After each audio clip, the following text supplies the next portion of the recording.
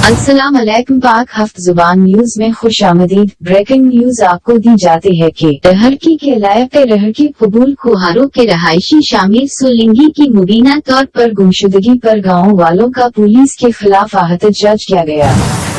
गाँव वालों का कहना है कि एक हफ्ते से पुलिस ने शामिर सोलंगी को डहरकी और रहरकी पुलिस ने लापता कर रखा है और पुलिस हमारे लोगों को आने जाने पर तनबीह करती है। मुजाहिरीन ने एहतजाज में मुतालिबा किया कि मामले की जांच की जाए, लापता किए गए शख्स को जाहिर किया जाए और हमें इंसाफ दिलाया जाए।